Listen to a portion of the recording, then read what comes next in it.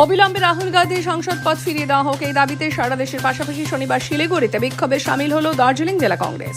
এদিন কংগ্রেস নেতা জীবন মজুমদারের নেতৃত্বে এই কর্মসূচি গ্রহণ করা হয়। এদিন হাসমি চকে কংগ্রেসের দলীয় কার্যালয়ের সামনে থেকে বিক্ষোভ মিছিল সংগঠিত করা হয়, যা শহরের মূল রাস্তা পরিক্রমা করে।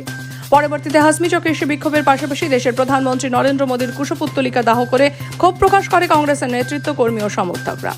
এদিন সংগঠনের সাধারণ সম্পাদক জীবন মজুমদার অভিযোগ তুলে বলেন, দেশের গণতন্ত্র বিপন্ন।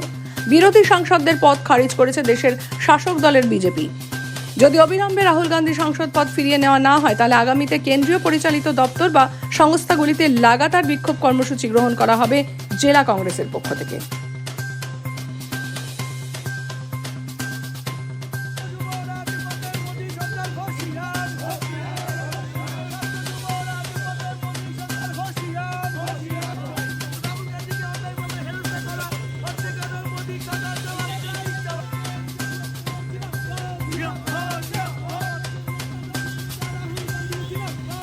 যতদিন না পর্যন্ত সংসদ পদ ফিরিয়ে দেওয়া হয়, ততদিন পর্যন্ত জাতীয় কংগ্রেসের পক্ষ থেকে আমাদের এই আন্দোলন কর্মসূচি থাকবে এবং আগামী দিনে আমরা কেন্দ্রীয় সরকারের সমস্ত দপ্তরের সামনে লাগাতার আমরা আন্দোলন সংগঠিত করব।